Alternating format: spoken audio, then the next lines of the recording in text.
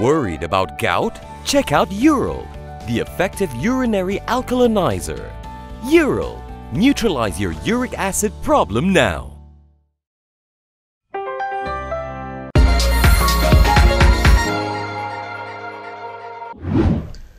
Good evening, fellow Malaysians. I'm Prasad and this is KiniNews. We start the program with a portion of our interview with Rafizi Ramli, who is making a comeback after a short break from politics. During his absence, Rafizi said Harapan lost quite a bit of ground to Najib Abdul Razak, of all people. Former lawmaker Rafizi Ramli believes Najib Abdul Razak has hijacked the opposition's ability to connect with voters on social media. In an interview with Malaysia Kini, Rafizi said this has effectively made Najib the de facto opposition. Because he took the populist approach to voice out day-to-day issues that we used to do when we were in opposition. So effectively, Najib is the de facto opposition to this government. I mean, of course, we can see right through it. You know, he had no intention to really fight for the people. He's just fighting for himself. But he's opportunistic enough to have a team. I'm sure he has a lot of money. He got his money back, you know, to hire a team to consistently try to connect to the public. That is something that we used to do before we got into government. Rafizi said he used to wake up at 4 a.m. to prepare for press conferences or to release press statements daily to forge that connection with the voters.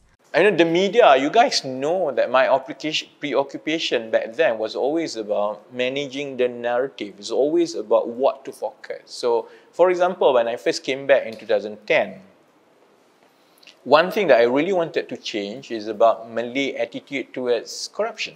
So hence the series of expose that I did is to build a story and narrative that is harmful even to the Malays. And I think by now, Malays by and large, you know, to a certain extent, actually care about corruption. Rafizi, who will be contesting for the deputy presidency in PKR's upcoming party polls, noted that such work is not easy and requires a lot of research and follow up.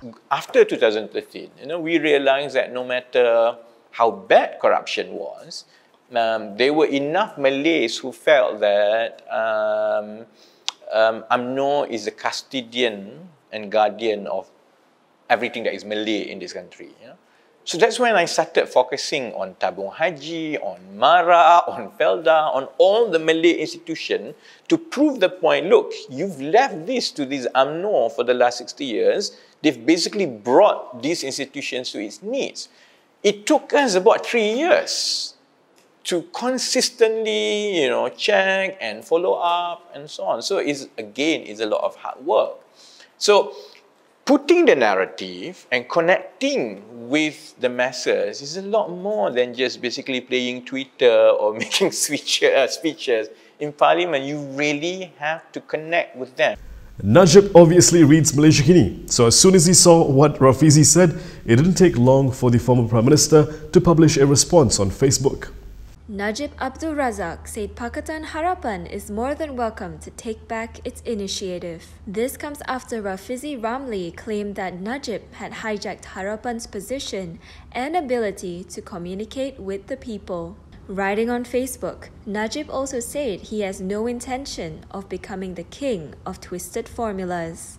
An aide to Najib later explained that the king of twisted formulas remark was aimed at Rafizi's formulas, which failed to materialize. These formulas include free tolls, cheaper cars, and eradicating higher education loans. Najib also said the main reason Rafizi is targeting him was because Harapan is weak. He said Rafizi was opposing him because of Harapan's interests and not because he was wrong. Previously, Rafizi had told Malaysia Kini that over the last 2 or 3 years, Harapan has lost its ability to connect with the voters on a daily basis.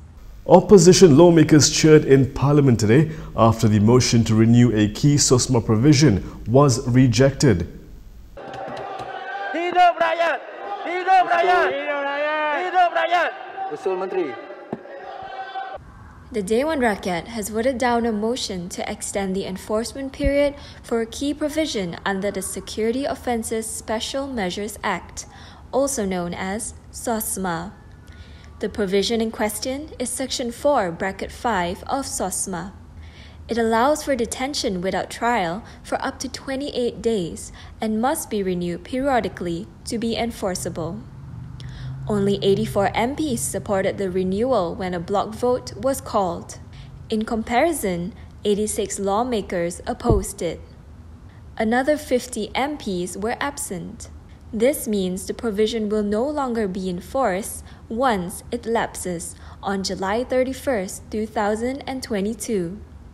Home Minister Hamza Zainuddin tabled the motion earlier today, and it was debated by 19 MPs. Meanwhile, if you're wondering why the government delayed its plan to reopen the borders by a month, the Johor election had something to do. Malaysia's international borders will only be reopened starting April 1st, out of fear that the Johor state election could cause a spike in new COVID-19 cases.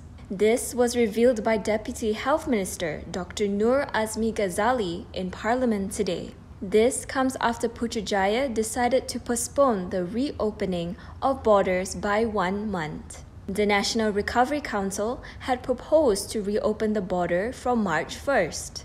The Bersatu Deputy Prime Minister also slammed certain quarters that wanted to have an election when the country is still struggling with a pandemic. Kita nak buat pilihan raya lah, ni nak buat pilihan raya lagi dah. Dalam keadaan kes COVID meningkat ni, dan kadang KKM dan negara sedang fokus kepada kesihatan dan keselamatan rakyat, ada pula golongan yang nak buat pilihan raya dan sebagainya. Jadi saya rasa ini antara perkara penting. Bos yang berhormat dulu diputuskan oleh KKM untuk menangguhkan sehingga 1 April. Nur Azmi said this after Muar MP Syed Sadiq requested the Health Ministry to provide a scientific explanation on why Putrajaya decided to postpone the reopening of borders. Now that Lim Kit Siang has retired from decades in politics, some have called for him to be honoured with a national award. Lim Kit Siang should be accorded the honorific title of Tan Sri, similar to Gerakan co-founder Tan Shi Kun. The call was made by former Law Minister Zaid Ibrahim. Previously, Dewan Negara President Rais Yatim also urged the government to honour the DAP Supremo with a national award for his contribution. Lim Kit Siang announced his retirement over the weekend at the age of 81. This brings down the curtain on an illustrious political career which spanned over 5 decades. However, Zaid noted that the abrasive and combative style of Lim's politics is different from Tan and angered the Malays. He added that Lim's singular contribution to parliamentary democracy is without doubt a strong one and should be remembered. Apart from being incarcerated during the ISA crackdown in 1987, Lim's political adversaries have often accused him and DAP of posing a threat to Malays and Islam. Some went to the extent of blaming him for the May 13 racial riots and labelling him as a communist. Lim has denied these allegations, claiming it was part of a diabolical plot to sow distrust and hatred among the Malay electorate. Tony Phua may be a prominent DAP leader, but the party's delegates weren't exactly his biggest fans.